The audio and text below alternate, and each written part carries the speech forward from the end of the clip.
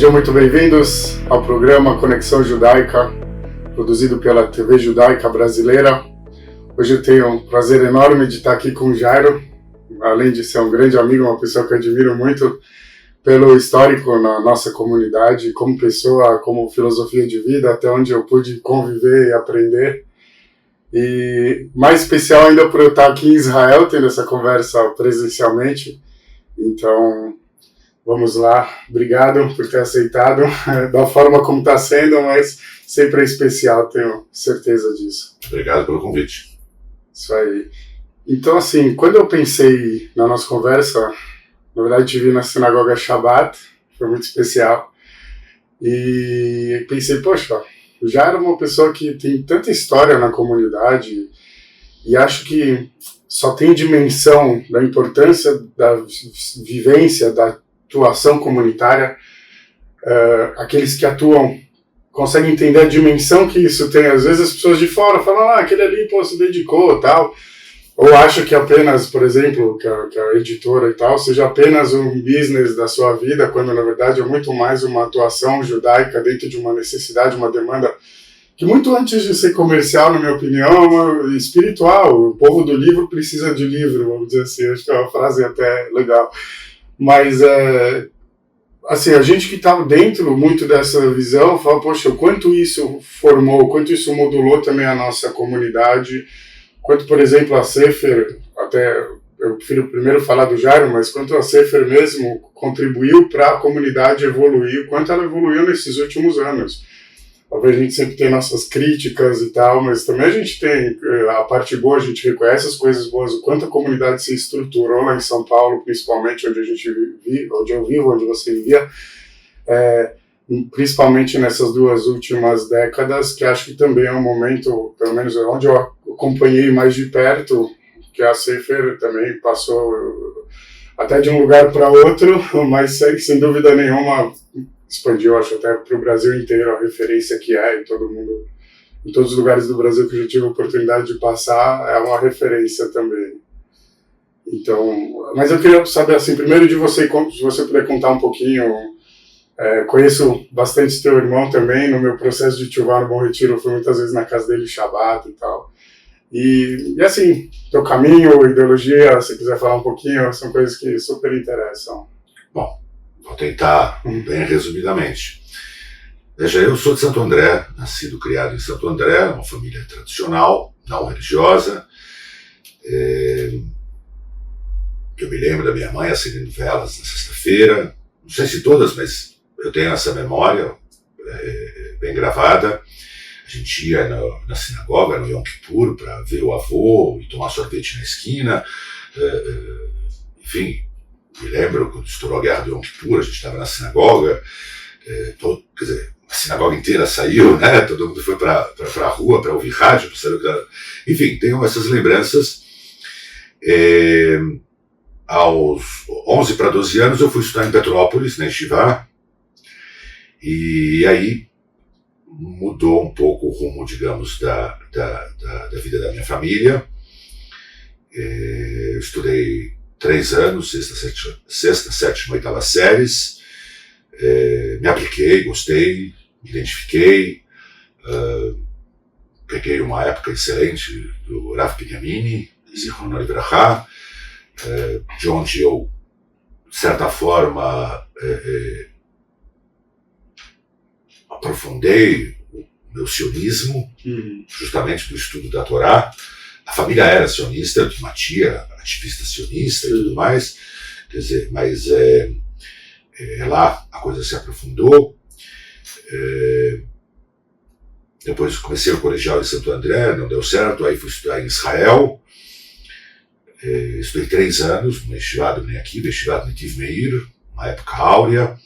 Terminei a Bagrut, comecei a faculdade, mas meus irmãos nesse meio tempo também fizeram aliar, meus pais ficaram, eu acabei voltando, não achei justo deixar meus pais ter provocado eles ficarem sozinhos, e eu queria de alguma forma também colaborar, retribuir com tudo aquilo que eu havia recebido. Eu fui bolsista em Petrópolis, em Israel, obviamente, então sentia que eu tinha uma dívida.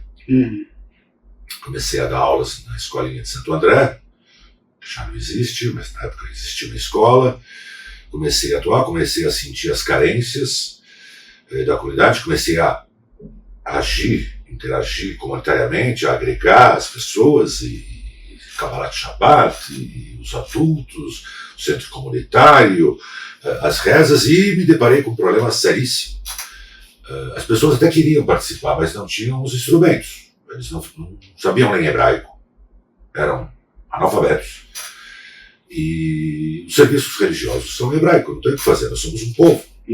A nossa língua oficial é o hebraico. Então, como fazer? Então, comecei a transliterar os serviços religiosos. Começamos com o Kabbalat Shabbat, tinha um livrinho que a gente xerocou, deu certo, a frequência aumentou, a gente começou a fazer musicado, estilo Bnei Akiva, estilo cantado, estilo alegre. As pessoas gostaram, começaram a vir. Aí chegou a Rosh Hashanah, como é que nós vamos fazer para fazer a mesma coisa? Sentamos, preparamos apostilas, depois fizemos um guia das principais orações, já em 86, e deu certo. A coisa começou, não só Santo André, começou a ir para outros lugares.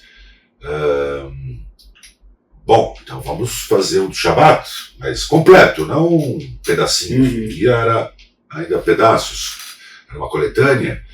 E começamos com o Sidur de Shabbat Yom Tov, Sidur da semana, Mahzor, a coisa foi crescendo. Cada vez mais a gente descobria que havia essa carência, as pessoas não queriam mais serem espectadores da cena religiosa, queriam ser participantes. É porque é muito cansativo ser só espectador. E quando você participa, né? Mas eu me lembro em Santo André, tinha gente que vinha para completar o minyan, o cara sentava lá, abria o jornal. Até acabar a reza, ele lia o Estadão da manhã de sábado, porque ele não sabia hebraico, e ninguém se preocupava. Digamos, é aquela geração que os filhos daqueles que saíram da Europa, antes da Segunda Guerra, não havia escolas, ou não tinham condições de mandar para escolas, e criou-se toda uma geração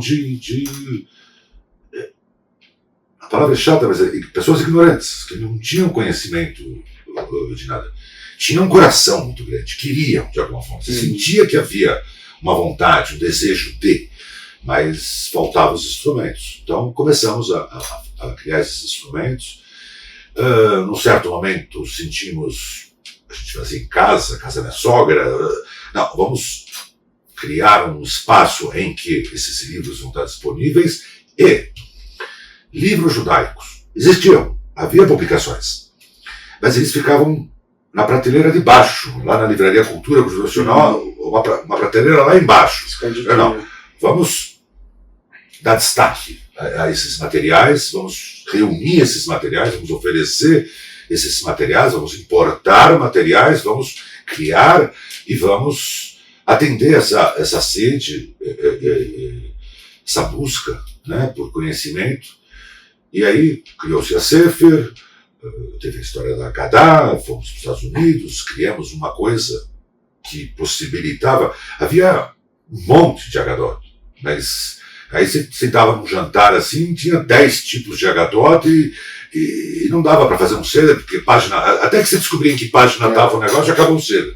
Então, não, criamos uma Haggadah, todo mundo pôde participar, a dinâmica melhorou nas sinagogas, as pessoas começaram a fluir, os minyanim cresceram, aquilo que você falou, houve uma mudança, quebrou-se um paradigma. E cabe ressaltar, eu não fui sozinho, eu tive apoio, líderes comunitários, a maioria deles laicos, que sabiam que isso era uma situação anômala, nós tínhamos que encontrar uma solução. Então, eu não vou mencionar nomes porque eu vou esquecer alguém, mas quase toda a liderança comunitária em São Paulo, Rio, em outros estados, que a gente era Hazan itinerante, né? Ia várias cidades, e a gente trazia essa ideia e dava certo, pegava, as pessoas queriam. Então, aí fundamos a Sefer, começamos a distribuir, a mandar aqueles newsletter, né, na época, pelo correio, e por ano, 2, E a coisa cresceu e tudo mais. Começamos a publicar livros sobre vários temas, outras editoras surgiram, perceberam a importância desse trabalho. Não fizemos sozinhos, havia toda uma vontade comunitária e a gente teve o mérito de poder ajudar a colaborar nesse processo, em alguns momentos liderar, em outros ser co-participantes. E suprindo também uma demanda não só de livros, que é o principal, mas toda essa parte que chamam geralmente de judaica, né? Então, a pessoa quer algo que ela se identifica, seja às vezes uma joia, um chaveiro, um marcador de livro, uma kippah. A gente começou a ensinar, a pregar, digamos, o judaísmo, aquilo que envolve... Mas precisa de outras coisas, né? Exato. Mesmo uma coisa puxa a outra, um shofar, mezuzot. Shofar, se for. Antigamente, se na Keilah tinha uma pessoa tocando shofar, era uma comunidade. Esse cara era o diamante, porque ninguém tocava shofar. Por quê? Porque não tinha shofar. Então você traz shofar, divulga o shofar. Hoje você tem, sei lá, dezenas de pessoas que tocam shofar. No momento que você percebe as necessidades, vai atrás e resolve, a coisa funciona. Então, talit, tzitzit, kippah, enfim, a gente acabou absorvendo também essa necessidade, atendendo a comunidade, trazendo esses produtos para que as pessoas não só estudassem o judaísmo, pudessem praticar o judaísmo. O judaísmo é uma coisa muito prática, né? Diferente de outras seitas, o dia a dia, você tem que agir judaicamente. Eu digo muitas vezes, o judaísmo não é adjetivo, é um advérbio. Você tem que agir judaicamente. Então, também entramos nessa área, é complicado, o Brasil é um país com bastante restrições nessa área de importações e tudo mais, mas a gente conseguiu mesuzar pergaminhos. Antigamente você ia, comprava xerox. Hoje, se você for procurar, você não vai achar o xerox, porque não existe mais isso. Mudamos esse paradigma, todo mundo sabe que existe o pergaminho kasher. Existe um conhecimento que foi construído. Se você precisa botar na casa toda, bota a primeira, depois bota a segunda, não precisa, vou botar nas 10 portas o xerox. Não, vai devagarzinho, vai construindo o teu judaísmo aos poucos, vai melhorando, né? A ideia da chuva, você, a cada dia, põe um tijolinho a mais na tua construção, vai fazendo com paciência, uma coisa, enfim, aos poucos. Reconhecendo nossos limites, nossas limitações, mas não as limitações justamente da nossa constância. Inclusive o Rabino sempre fala lá no Beit Chabad, que eu não esqueci o nome de quem, mas ele cita que o passuco mais importante da Torá, de acordo com esse Rabino, né? Que justo estava na Parashat Pinchas na semana passada, que é a constância das oferendas. Quer dizer, muito importante, se a pessoa vai uma vez no ano na sinagoga em Yom Kippur, tem sua importância, sem dúvida nenhuma, a gente jamais vai discriminar ou desprezar. Mas se a gente tivesse que colocar numa balança o que contribui mais para a nossa vida, a constância, por exemplo, de estar todos os dias conectado espiritualmente à nossa identidade, à nossa história e ao nosso propósito, ou em uma vez só. E é parecido com a ideia de estudar cá, eu tenho 100 reais ou 100 cheques, eu posso dar de uma vez cá hoje, e eu posso dar 100 dias de um só. Tudo bem, às vezes parece um valor irrisório, vai ajudar pouco, mas o quanto ele trabalha dentro de nós, né, a importância, a consciência, a sensibilidade né, de praticar tzedakah, de praticar a justiça social, a caridade, vamos dizer assim, isso é muito mais edificante, né? E acho que dentro dessa entrega, dessa vivência comunitária, que é o que eu puxei no começo, a gente acaba sentindo muito isso, e como você falou, você faz uma coisa, você já tem que fazer a outra, você já tem que fazer a outra, e elas vão se puxando naturalmente, isso é muito especial. Tem uma frase, que é o que você acabou de falar, Acharei Amasim Imshachim Alevavot. Os atos que nós praticamos são que nos transformam, que nos levam a melhorar. Quer dizer, só falar, a teoria tem o seu valor, mas a teoria acompanhado de atitudes, isso é mais construtivo.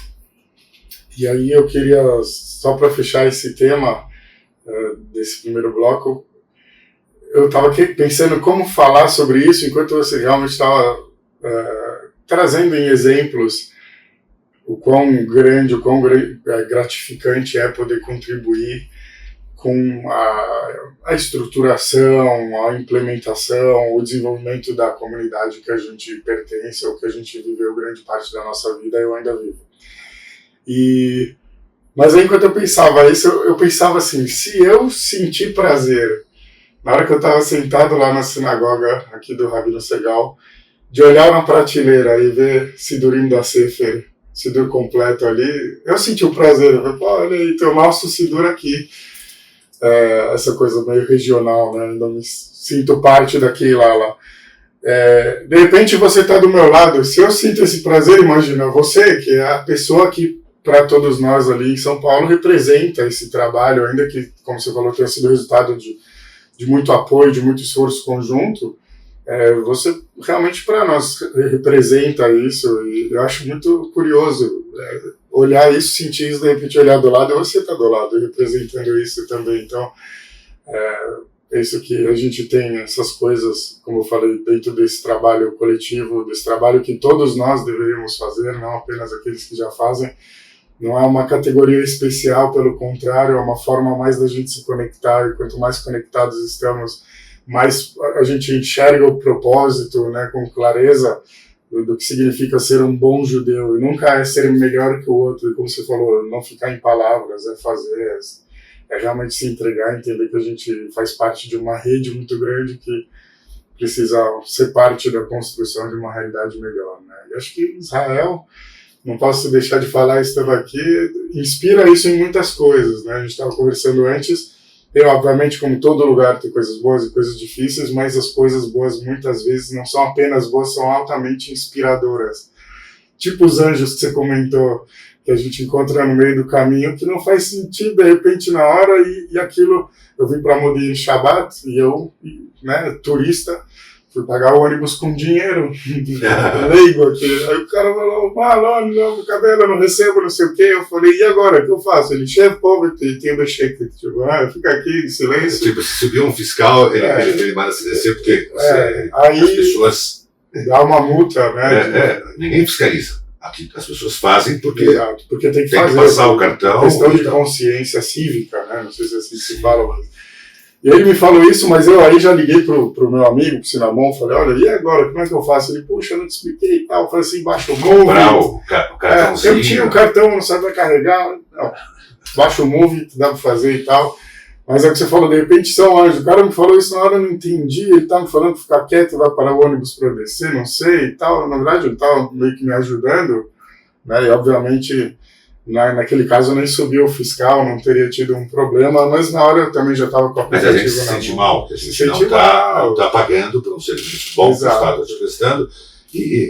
Enfim, você é turista, você não tinha obrigação de saber, mas próxima vez quando você chega, traz o passaporte e o Rav Kava, aquele cartaz para poder pegar trens, ônibus. É mais fácil, na minha opinião, no aplicativo, porque já te ensina o caminho, já te fala o ônibus, já te dá um negócio para você pagar. Legal. É muito prático. Israel tem coisas realmente muito, muito interessantes, muito bem boladas.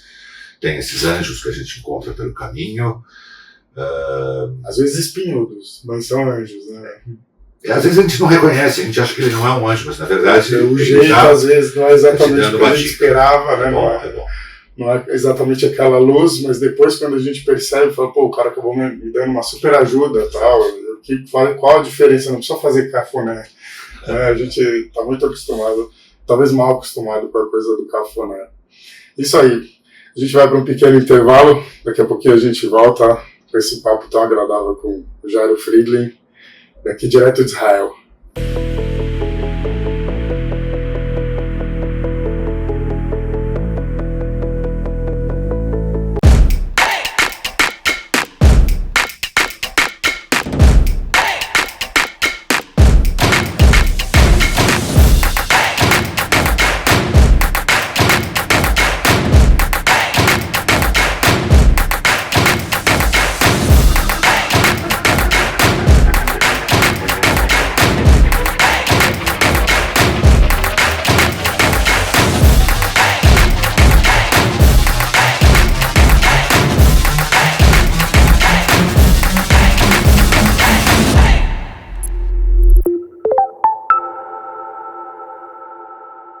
Meu nome é Conrado.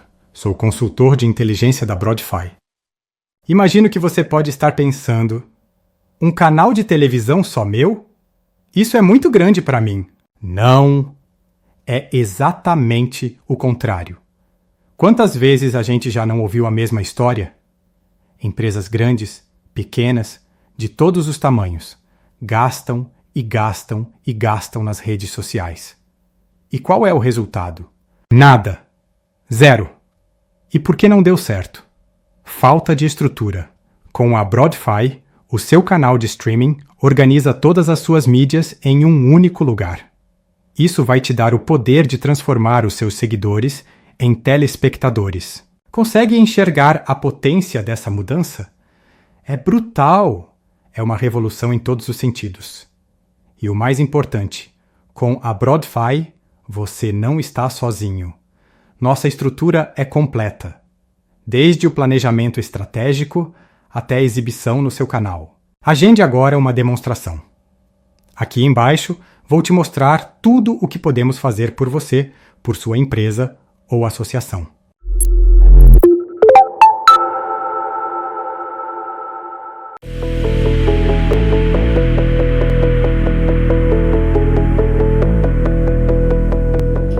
Voltamos mais uma vez, Conexão Judaica, hoje com Jairo Friedlin, essa pessoa super querida, admirada, sem dúvida nenhuma, inspirador na nossa comunidade e direto de Israel.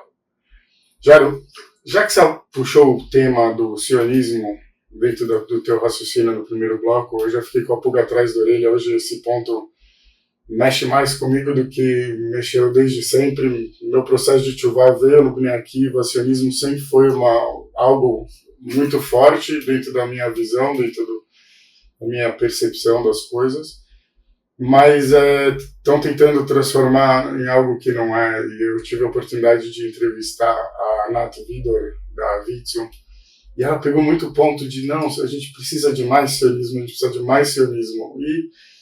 E para isso nos leva a uma reflexão sobre, ok, precisamos mesmo, o sionismo é fundamental, mas o que é o sionismo? No meu processo de Teshuvah, eu fui aprendendo sobre os personagens aqui e ali, como a gente entende, e obviamente a relação como base fundamental, a Torá e Eretz Israel, como a terra, Eretz HaKodesh, a terra sagrada, a terra prometida.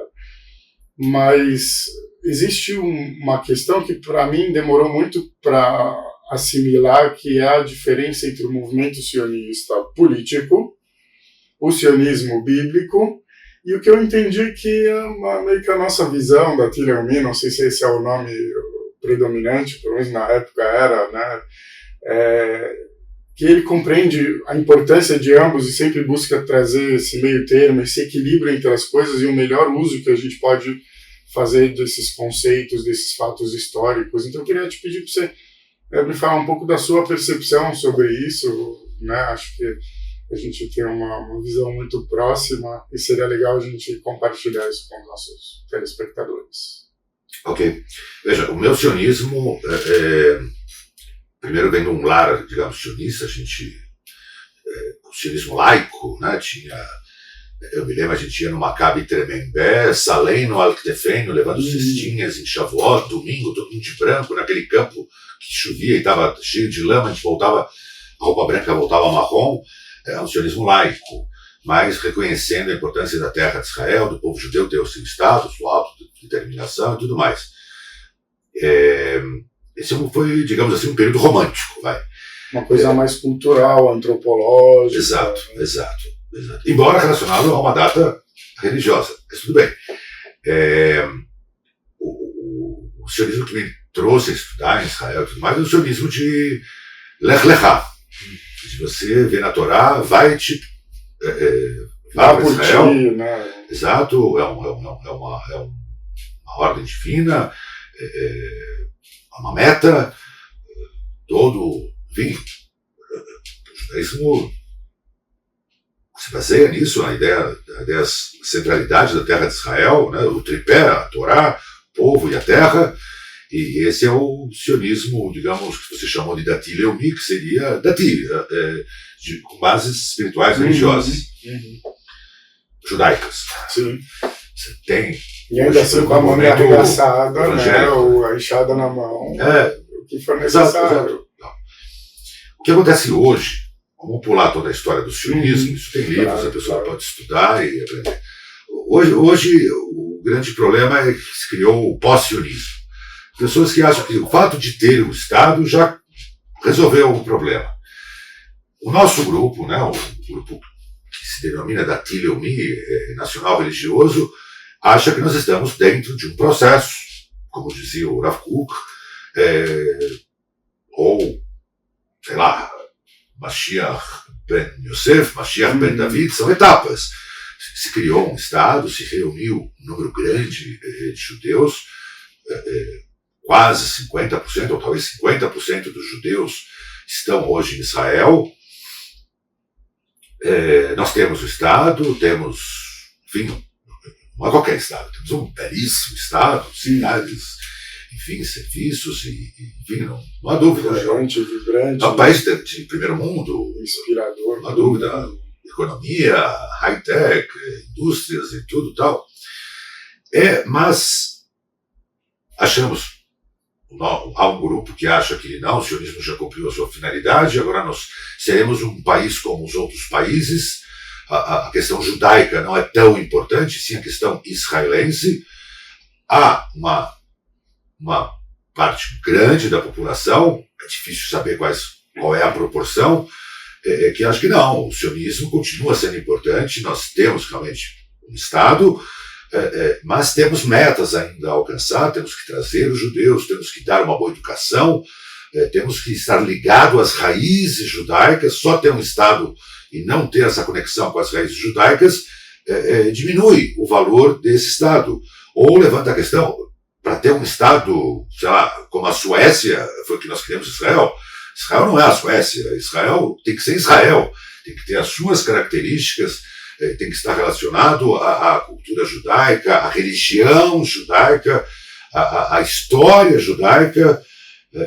Então há uma discussão, há uma tensão entre grupos aqui em Israel no quão judaico tem que ser o Estado de Israel. É a mesma discussão com relação ao livro do Theodor Herzl, né? Estado judaico ou Estado dos judeus, Medinat Yudim ou Medina Yehudit, Estado judaico. Essa é a discussão que vem de bastante tempo. E é difícil, né? Colocar como um critério. Há uma tensão. Difícil colocar como um critério. Agora, fato, bom, em todos os mundos judaicos isso é uma questão, eu acho, né?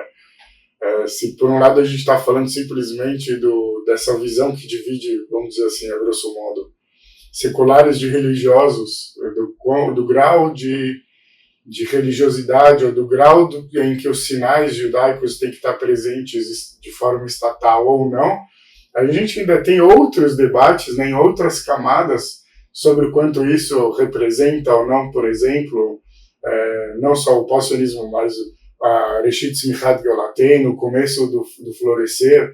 Eu falo muito para as pessoas que estudam comigo que 2000 anos a gente ficou sendo jogado de cá para lá, ficou num ping-pong infernal, e de repente a gente está aqui de novo com uma soberania, com força, com uma nítida sensação, se não muito mais do que isso, mas até para poupar, de que estamos sendo abençoados aqui, finalmente, depois de tanto tempo. Quer dizer, algo mudou depois de 2000 anos. 2000 anos foi do mesmo jeito, mudava-se os locais, mas não era aqui. Pudemos ter tido passagens, pudemos ter tido também ramificações que permaneceram aqui, mas a nossa soberania, nossa presença não esteve. E uma vez que a gente volta, depois de todo esse tempo, como que deve ser essa presença, né? E acho que isso que alimenta essa tensão toda que você está colocando e que pode ser sentida fácil andando na rua e vendo as diferentes coisas que, por exemplo, que são coladas, stickers e pichações, e, enfim, antes tinha mais essa coisa de Rebbe e algumas opiniões pichadas, hoje a gente tem muito, por exemplo, né, de sequestrados e de soldados que, infelizmente, a guerra nos levou, por assim dizer. Mas isso também é o máximo da expressão judaica. A gente acaba vendo que ela se manifesta de todo jeito e para todo mundo. O que é algo curioso, né? Porque a gente brinca tanto que é difícil concordarmos, né? Como judeus, sempre tem aquela coisa de duas sinagogas, não sei o quê, mas no fim tem coisas que também a gente é incapaz de discordar, que estão acima de tudo. Acho que foi legal você colocar, por exemplo, que sobre esse sionismo laico, que da sua família, e eu incluo obviamente a minha também, espero não ofender ninguém com isso, obviamente, mas nunca foi uma dúvida para a gente que ser judeu pressupõe ser sionista, e que ser sionista subentende, no mínimo, uma ligação especial com a nossa terra ancestral. Porque, para mim, já suscita também a necessidade de estudarmos a história, de conhecermos esse caminho mais e mais, para a gente poder tomar posse, não é pela força, mas sim pela coerência, né, de fato, pela continuidade da história. E, de repente, a gente se divide por tantas coisas, de repente não, porque o sionismo sim, o sionismo não, o sionismo político, o sionismo religioso. Ok. Veja, que é óbvia a ligação entre o sionismo e o judaísmo, é óbvio. Quem não percebe isso, sei lá, está fora do mundo. É que entraram questões políticas, extemporâneas à questão em si. Então, a discussão já não é uma discussão objetiva. Sim. Às vezes é para tirar o foco mesmo. Exato. São manipulações. Só isso. As pessoas vão entender quando estão sendo manipuladas ou não. Há toda uma corrente no mundo hoje que trabalha nesse sentido de descaracterizar as pessoas, descaracterizar as nações, quebrar a identidade das pessoas, do sexo, imagina, coisas impensáveis, enfim. É um grupo, é uma linha que está sendo combatida hoje já se identificou isso, sabe-se isso. Tem pessoas que são manipuláveis e manipuladas, inocentes úteis, de causas que, se eles realmente fossem averiguar o que são, talvez não ficassem repetindo que nem papagaio um monte de frases que não fazem sentido. Tem pessoas que são conscientes e que não vão atrás desses motivos, dessas coisas, dessas questões, e até, de certa forma, conseguem entender essas coitadas, essas pessoas que não conseguem discernir as coisas. Sim. E é uma pena. Como pessoas que lutam por liberdade sexual apoiarem cegamente países onde elas seriam jogadas de cima do prédio, arrastadas.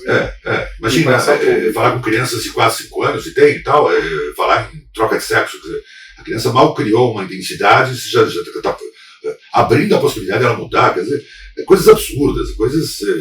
Então, eu queria pegar o gancho nisso que você falou para um tema que me cativa muito e que espero que não fique muito repetitivo no programa, porque eu gosto de trazer ele à tona.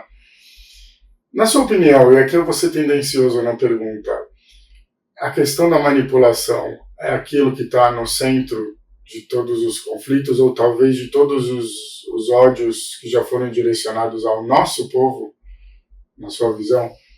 Por exemplo, na minha opinião, o antissemitismo estrutural já está presente na Torá desde o Egito, com Yosef, quando fala que é abominável para os egípcios sentarem-se à mesa para comer com os hebreus. Coisa que de alguma maneira a gente também absorveu, mas com outras... Então, mas aí eu tenho dificuldade porque ainda eram irmãos, era uma birra e tal, de que breu e tal, vaidade. Mas assim, a minha pergunta é muito isso, eu não posso te manipular. Ou então, se uma pessoa está falando a verdade, uma pessoa está falando a mentira, quem precisa convencer o outro? Aquele que está tentando manipular, transformar a mentira em verdade. E eu falo isso porque, para mim, a visão de idolatria, de falsos deuses, não é que Deus ele tem ciúminho de outros deuses, não existem outros deuses. Então, se a Torá se refere a outros deuses, ela está falando das nossas criações, às quais atribuímos, seja o desenho da divindade em si, ou a prática, porque isso se torna a coisa mais importante do mundo, e o resto é resto. Olha, estamos falando de uma briga por poder, estamos falando de briga por dinheiro, por valores, são interesses que manipulam essas coisas. A pessoa que acredita piamente nesse negócio, que foi tipo lavagem cerebral, ela foi manipulada e tal, você não consegue, é muito difícil você mudar a cabeça de uma pessoa. Geralmente ela percebe quando ela se percebe alvo, Afaí. Como assim? Isso que eu estou defendendo agora se voltou contra mim. nessa hora eu acho que ela tem uma possibilidade grande de despertar. Tem uma outra pessoa que percebe Imagina, isso. tipo Trotsky no paredão. Acho que ele não adiantou nada. O que adiantou eu me dedicar tanto, ser tão querido, tão camarada, e de repente terminar ali e usarem o que de repente não era para, enfim. Eu não tento convencer ninguém. Porque não, mas, assim, as pessoas que estão convencidas, você não muda a cabeça delas, é difícil. É como se fosse uma crença, se for idolatria. A pessoa começa a aceitar uma realidade virtual, aquilo se torna como uma idolatria. Ela sei lá, ela está presa. Sim. Ela está completamente hoje conquistada. Tentar convencer alguém de algo, eu acho que é quase que crime. Isso aqui não é um pecado deoraita, assim, dos mais graves. Mas, assim, as pessoas mal hoje se propõem a conversar sobre assuntos que discordam. Isso é tão triste. Não. É gravíssimo. Para quebrar o diálogo foi algo que é o Talmud. É um diálogo. Exato. E o Talmud não censurou a opinião que perdeu ou a opinião que era contrária ao chefe do tribunal. Não, ambas aparecem, porque de ambas se aprende alguma coisa. Hoje, a imprensa mundial, por exemplo, só traz uma versão dos fatos. A outra versão ela eliminou. Ela se diz democrática, né? Que é democracia. Na verdade, ela não é democrática. Ela escolheu um lado e o defende. Ela prega, a imprensa não informa, ela prega certas informações como verdadeiras. A ideia do jornalismo de checar as fontes. Imagina, citar uma fonte do Ministério da Saúde, que é controlado pelo Hamas.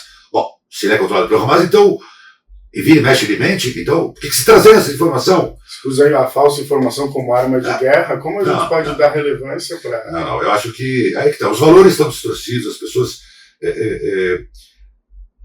não é judaico essa forma de se comunicar, de não dialogar, de não querer entender o outro lado, não se colocar na posição dele, que é o Talmud, que é o que a gente faz na Yeshiva. A gente se coloca, né? Tem um Havruta, um defende uma posição, um a outra. Mas eu sei que a que vai vencer é essa. Não, você tem que teatralizar as duas, porque nós temos que descobrir como que surgiu a discussão e como ela pode ser solucionada. Porque toda solução é solucionável. Uma ou outra fica em aberto, mas essa é a forma judaica, o diálogo. Agora, quando não há diálogo, quando aquilo que eu estou falando é a verdade absoluta e eu não vou discutir, nem quero ouvir, e vou impedir que o outro mostre o seu caminho, opa, aí temos um problema. Exatamente. A gente fecha muita inspiração o nosso segundo bloco. Continuem com a gente, daqui a pouco a gente volta.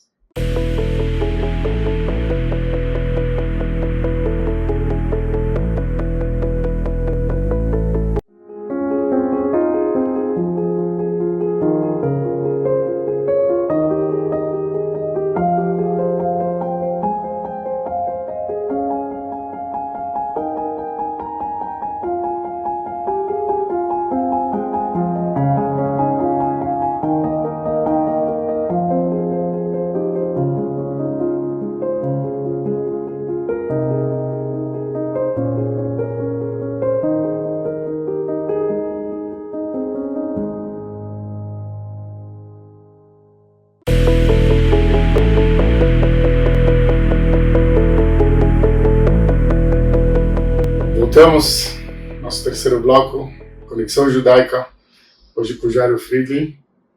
E já puxando de novo o assunto, a gente mencionou no final, e eu quero só realmente fechar esse tema, porque, aproveitando a tua presença, eu vou pedir algumas indicações no final. Eu sei que eu não te falei isso antes, mas eu pensei nisso durante a conversa. Okay.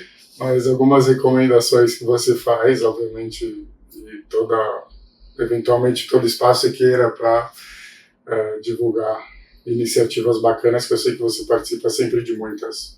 Enfim.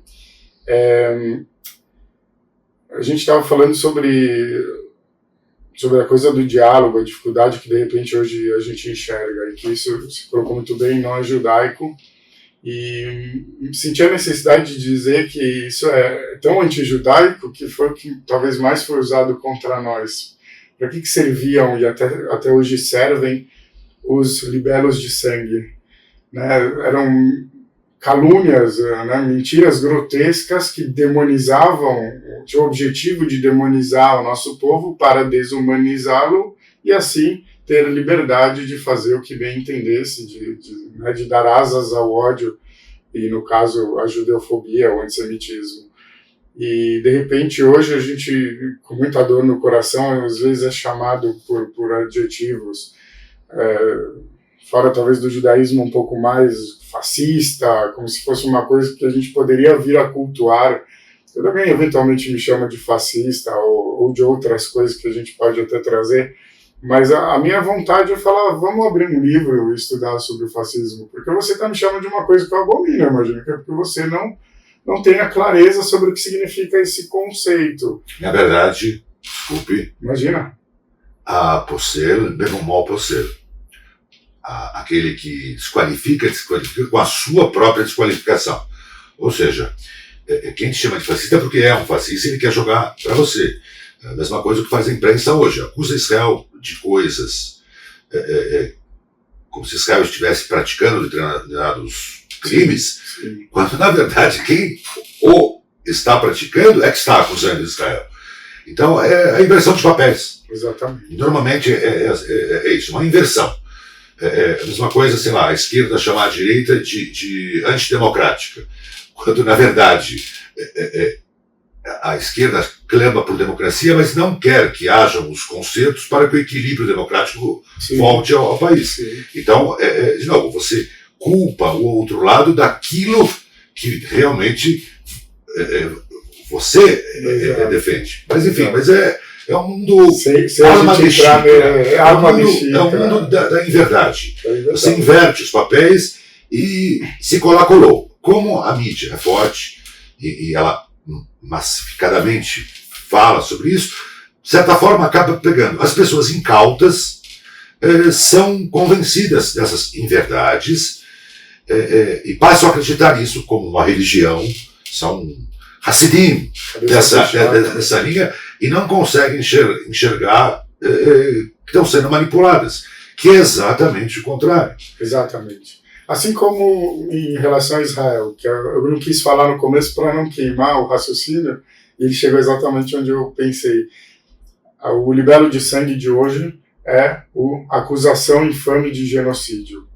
Um genocídio, de novo, que a gente nunca teve a intenção de fazer, a gente é o único exército do mundo que ainda avisa a galera, olha, vai ter que bombardear aqui, saiam. Não existe um genocídio na história que possa não ter sido planejado e não ter sido querido, mas onde o povo cresceu, mas né, mesmo assim, a gente...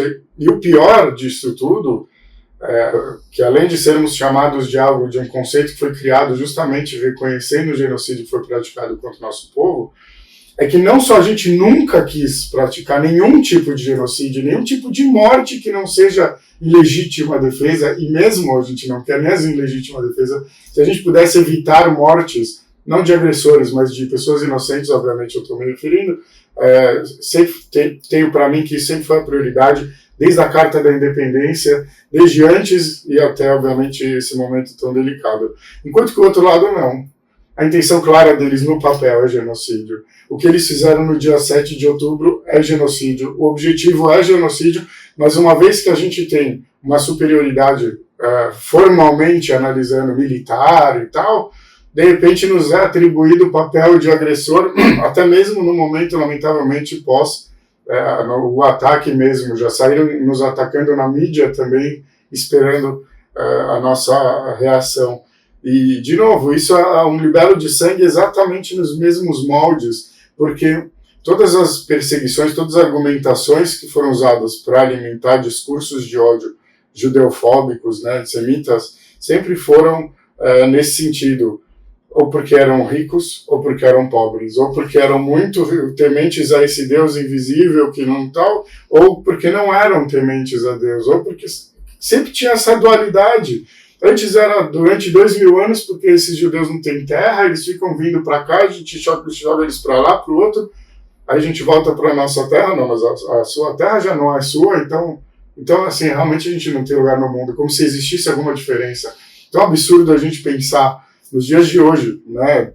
Tanto se fala sobre isso, não existe nenhuma diferença. Inclusive, as pessoas acham que é provocação. Às vezes até um pouquinho, mas eu assisti um vídeo agora há pouco, enquanto eu esperava para te encontrar, que eu já tinha visto no Instagram, mas me apareceu de novo, eu resolvi olhar com mais atenção, onde uma ativista volta no tempo para fazer justiça e matar Hitler. E de repente ela começa a conversar com ele antes de matar ele e tal, ela tá com um sinalizador porque ela é contra armas, eu não sei o que ela pensava em fazer, mas o vídeo é muito, né, cômico. E de repente ela vai conversando com ele, ela percebe que o modus operandi de não gostar de lidar com opiniões contrárias e de repente desumanizar o outro, encaixa muito mais com ele. O vídeo termina fazendo essa crítica. Eu falo assim, pô, de repente tudo aquilo que você abomina, né, a Posselo Bemomó, exatamente como você trouxe, que bom que você trouxe esse conceito talmúdico, aquele que vai apontar, isso também foi falado, alguns atribuem, acho que a Churchill, mas que os maiores antifascistas no mundo, no futuro, serão fascistas, né, que apontam o dedo para os outros, escondendo o seu próprio... Vou te trazer um outro aspecto que eu fiquei pensando esses dias, que estamos lendo Bamidbar. Meu, o que me incomoda disso que você falou é que judeus participam dessa campanha, a imprensa israelense, do genocide, judeus participando disso. Aí eu me volto no tempo, pegando o teu gancho, no deserto. Estamos falando o primeiro ano da saída do Egito, já teve gente se sublevando contra a autoridade de Moisés, criando, pô, lá estava bom, que se toda a gente pudesse. Quer dizer, você tem depois várias revoltas. Você vê aquele grupinho, sempre tem um grupinho dos... Né, aquele pessoal que está sempre contestando a ordem e são sempre contra. Somos contra. Vamos mais para frente. Destruição do primeiro templo. Grupos judeus se degladiando, um queimando os armazéns dos outros, provocando a destruição de Jerusalém. Vai mais para frente, você vai ver no segundo templo também. Por que Roma veio para intervir na situação de Israel? Um dos filhos tal vai lá e chama o poder romano para intervir, chama a potência militar da época para intervir e ajudar do seu lado e causou essa catástrofe toda. O problema é esse, é quando dentro de nós, quando a união que sempre caracterizou o povo judeu, quando você quebra essa união, você permite que grupos manipulatórios com interesses específicos querem atuar e você quer se fazer de bonzinho com relação a eles, não. Então, saiba, esses grupos serão os primeiros a serem prejudicados. Porque ninguém vai, digamos, retribuir a eles. No momento que eles forem trapezados em Israel, primeiro são esses grupos que alguns chamam de traidores, é uma palavra pesada, mas grupos que preferem apoiar os estrangeiros ao seu próprio povo. Isso é grave. Quando, enfim, essa desunião, essa sinat hinam, esse ódio interno, gratuito, é que precisa acabar. Voltando ao Rav Kook, nós precisamos ahavat hinam. Nós precisamos quebrar essas barreiras, começar a dialogar, começar a entender o que as pessoas, o que um grupo pensa, o que o outro pensa, a dialogar, a entender melhor, a não ficar na superficialidade de discussões, personificá-las, fulano ou ciclano. Não. Vamos pensar maior, vamos pensar no povo judeu, na eternidade de Israel, e não na momentaneidade. Achav. Peraí, isso não é judaico, só pensar no momento. Nós temos que pensar historicamente, globalmente, temos que pensar em como criar mecanismos que unam o povo ao redor de ideias, de propostas, de metas a serem alcançadas, visando esse momento, o futuro, os judeus que estão aqui agora, os que ainda não estão, mas que em breve verão, não virão fugindo, virão porque pode acontecer também. Sim, mas já aconteceu, pode acontecer. Por escolha, a história, né, se repete. Mas enfim, que desejem vir a Israel, a viver aqui, a participar de uma vida nacional Enfim, temos que rezar, esperar que o amor gratuito supere esse ódio infundado, irracional. Não tem explicação, porque as pessoas assumem posições tão radicais, tão anti-judaicas, anti-religiosos, comecem a ver nos seus irmãos inimigos e nos inimigos possíveis irmãos. Isso é ilógico, isso não faz sentido. Muito bom. Fechou perfeito. Fiquei só com vontade de acrescentar que o próprio Moshe, que foi o nosso maior líder, quase foi apedrejado na sua liderança, foi chamado de genocida, com essas mesmas palavras. O conceito obviamente não existia, mas, se não me engano, depois da história de Korah, nas semanas anteriores, você provocou, você matou esse povo, Você é o culpado. Qual o objetivo disso? Alguém que era, né, alguém que era o escolhido de Deus para trazer essa salvação. Mas veja, é sempre uma minoria. Sim. É uma minoria com poder que manipula a imprensa, manipula os meios de comunicação e cria essas narrativas. Mas veja, isso foi importante, porque a Torá registrou isso. Registrou. Tá? Se fosse algo marginal, não estaria registrado. Deve ter havido outras que não foram registradas. Mas significa que isso é um problema que nós temos que combater. Esses pequenos grupinhos que criam essa discordância dentro do povo e prejudicam o desenrolar dos fatos. E, digamos, um grupo de 12 ou 10 espiões provocou uma tragédia para 2 milhões de pessoas. Perderam 40 anos. Então, às vezes, pequenos grupos provocam essas grandes tragédias. Como você falou da destruição do templo, também é um ótimo exemplo. Tudo que ele falou, gente, vale a pena pesquisar, estudar as histórias aqui mencionadas, porque o nosso povo é muito rico, realmente, no seu registro histórico. Normalmente fala, não, mas isso é religião, é cultura, não é história, cientificamente falando. E isso, lamentavelmente, é mais uma posição muito mais intolerante do que acadêmica, do que busca construir, entender o passado através dos registros. Penso eu, pelo menos, que não sou historiador, mas que gosto de estudar a história partindo então da Torá. Veja, os livros estão aí justamente para suprir essa informação, para dirimir essa ignorância que nós temos com relação, sei lá, saber pessoas falando, discursando. Leia um pouco de história, conheça o que aconteceu no passado, tente identificar os processos, se informe um pouco mais, não fica repetindo um monte de frasezinhas que sabe, profissionais de marketing criaram, e são gênios, são pessoas que conseguem realmente convencer os outros. Não, pega você mesmo um livro, leia, estude, forme a sua própria opinião, não seja a Maria vai com as outras, leia. Nós publicamos já muita coisa, tem muita coisa publicada, cabe a cada um estudar, analisar os fatos, entender de acordo com seus conceitos, não ficar macaqueando um monte de frases e tal. Eu acho que isso é uma das ideias da Sefer, expor esse conhecimento, possibilitar que as pessoas se desenvolvam pessoalmente.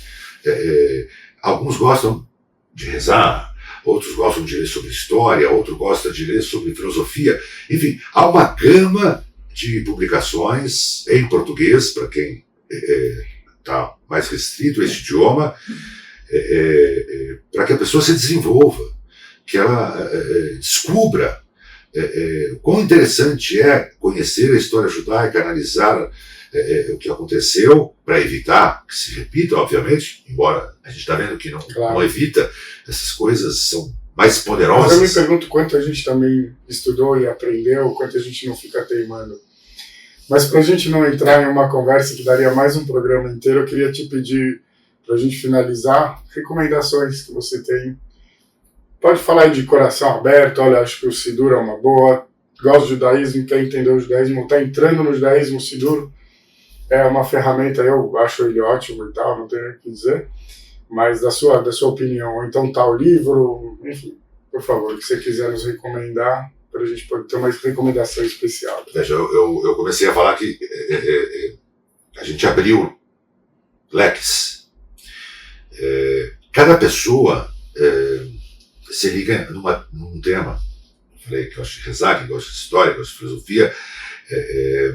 Enfim, cada pessoa é um mundo. Cada pessoa tem a sua forma de se aproximar a Deus, de se autodescobrir, descobrir aquilo que ela carece, aquilo que vai fazê-la feliz. Para quem quer, de alguma forma, entender o judaísmo, eu acho que é por aí a coisa. A pessoa, talvez ela tenha uma ideia do que seja, talvez não seja a ideia mais correta. É a ideia dela, eu respeito, mas há vários livros que podem ajudar a iluminar esse conhecimento, o mais completo guia sobre o judaísmo. Você tem, enfim, Este é o Meu Deus, do Hermann Huk. Enfim, é um livro antigo, mas é um livro que eu leio periodicamente porque me inspira, sabe, a entender o que é o judaísmo. Eu gosto de ler sobre história. Eu acho que a história ensina muito sobre quem nós somos. Eu gosto dos Salmos. Faz bem. São coisas que às vezes ler faz bem. Tem o Sidur, tem o Hazor. A gente fez ano passado o Serihot, uma coisa que me cobraram durante décadas. E eu nunca quis fazer, até que um dia, enfim, me converteram. Por causa aqui de Morim.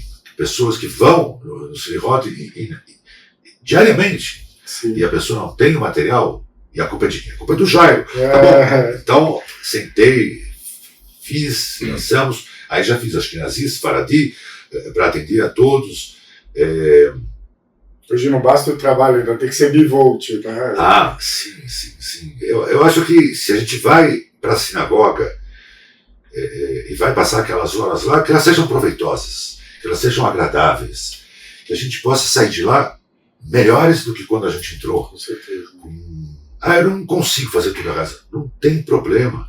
Uma parte você faz junto, outra parte você senta, lê a tradução, se inspire, se emocione. A reza ela precisa emocionar a pessoa. Não pode ser uma coisa mecânica. Tem um lado mecânico, mas pode ser também uma coisa emocionante, uma coisa que mude você, mexa com você. E é isso que Deus espera. Deus quer de nós o quê? A sinceridade.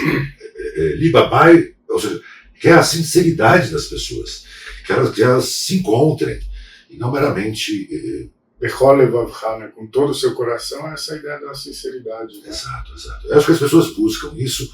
Tem muitos livros. Eu gosto muito do Ética do Sinai, Pirkei Avot, para nível 2, nível 3, sabe? Não, ideias. Sim. Os sábios discutiram as ideias, os pensamentos. Você tem o livro do conhecimento judaico, Sefer HaTorah. Eu ganhei esse livro no meu bar mitzvah. E aprendi muito. A tal ponto que eu fui aceito no Yeshiva em Israel, porque eu sabia um pouquinhozinho a mais do que a média, entende? Os detalhes, aquela coisa um pouco melhor. Enfim, eu acho que tem, na Sefer tem bastante material. Publicamos os clássicos, sabe? Discutir as ideias. Não basta ser judeu, você precisa entender o que é ser judeu, entender um pouco mais. Exige esforço, exige um pouco de dedicação, mas recompensante. A gente entender o que nós somos, por que nós somos e a razão das coisas. E é isso que a Sefer buscou nesses 35 anos. Bom, que as pessoas possam buscar conteúdos, preencher suas vidas com conteúdo, com conhecimento, de modo que elas possam expressar um judaísmo autêntico, sincero, e que isso, de alguma forma, faça bem para todo o povo judeu e que ele tenha consciência das metas, da responsabilidade que nós temos para com a nossa comunidade, primeiro a nossa família, a nossa comunidade e para o mundo como um todo.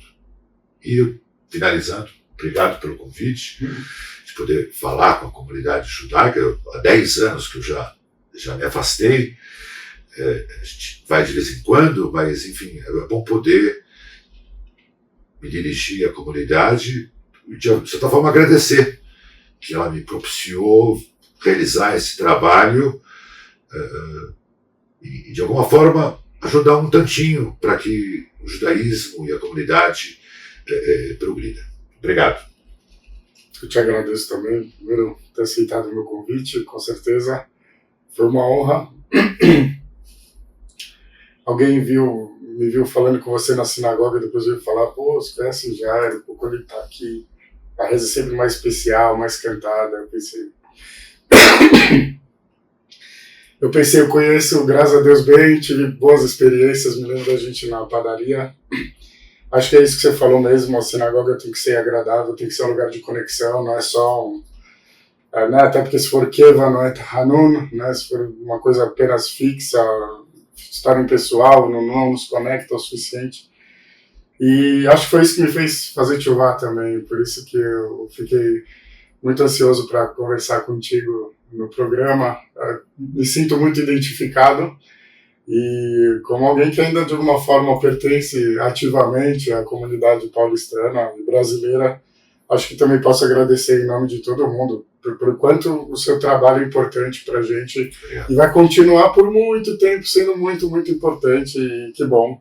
A gente fica de verdade grato a você, grato a Hashem e grato a todos que nos apoiam, que acompanham sempre com a gente o programa, estão apoiando a TV Judaica nessa nova iniciativa.